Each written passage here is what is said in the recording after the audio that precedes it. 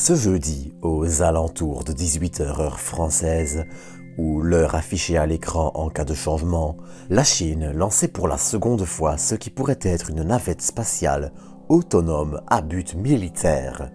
À cette occasion, j'avais envie de vous proposer de revenir sur ce lancement, voir un peu à quoi sert cette mystérieuse navette et un peu démystifier tout ça. Je tiens cependant à préciser que cette vidéo est un petit hors-série assez court, seulement présent dans le but d'en résumer les grandes lignes. Le sujet de cette navette est en effet assez large et pour elle, comme sa jumelle américaine, la X-37B, un épisode leur sera consacré d'ici le mois de septembre. Donc n'hésitez pas à vous abonner afin de ne pas le manquer.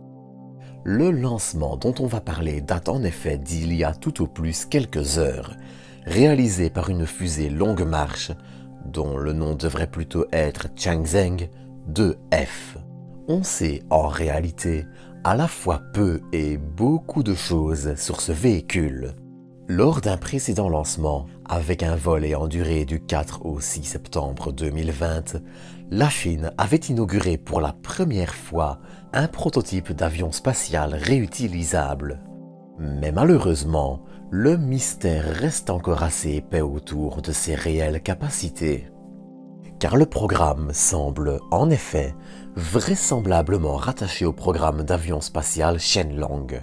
Là aussi, la Chine garde le programme extrêmement secret. Seules quelques images d'un prototype datant de 2007 et provenant d'un test sous un bombardier H-6 sont connues. Mais même s'il existe quelques rumeurs quant à des ambitions de vol habité sur de plus grosses navettes et dans un futur relativement éloigné, cette image permet d'en apprendre énormément sur le véhicule. Il serait en effet comparable tant en design qu'en dimension au X-37B américain, et pour le coup, cette navette autonome-là, on la connaît. Bien que certains détails soient un peu flous, la navette X-37B, opérée par l'US Air Force, sert pour différentes missions. Surveillance, essai de différents matériaux et technologies dans l'espace. Elle est en fait un véhicule à tout faire. Avec ses 8,38 mètres de longueur, la navette peut opérer dans l'espace durant une longue période. L'exemplaire actuellement dans l'espace, lancé le 17 mai 2020, est toujours en vol et dépasse les 800 jours de mission.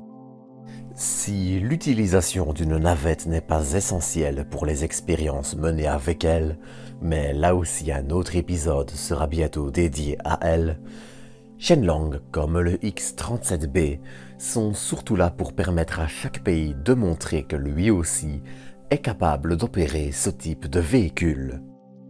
Car c'est hélas le point le plus important à retenir. Si ces petites navettes autonomes sont fascinantes, elles remplissent surtout des objectifs politiques et militaires plus que scientifiques. La plupart des missions importantes comme la surveillance peuvent être accomplies par des satellites. Le seul avantage, et là j'utilise l'exemple du X-37B, c'est d'avoir un véhicule pouvant efficacement changer d'orbite et ainsi facilement survoler des zones stratégiques, en plus de pouvoir utiliser et améliorer différents outils en fonction des vols, et également de pouvoir observer certains matériaux après un séjour dans l'espace.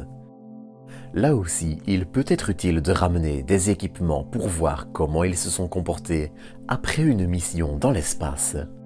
Si le X-37B est opérationnel depuis 2010, la navette chinoise, elle, en est encore à ses débuts, même si le programme daterait vraisemblablement et comme le X-37B de la fin des années 1990 au début des années 2000. Tout ce que l'on sait sur son précédent et premier vol, c'est qu'il a apparemment été un succès. Certaines images satellites montreraient en effet le véhicule au sol après son retour le 6 septembre 2020. Mais même si le sujet est encore bien plus vaste, c'est ici que je vous quitte pour aujourd'hui. J'espère que vous aurez apprécié ce petit épisode spécial et je vous donne rendez-vous dans quelques jours pour une nouvelle vidéo. D'ici là, prenez soin de vous, prenez soin des autres et à très bientôt pour de nouvelles doses d'espace.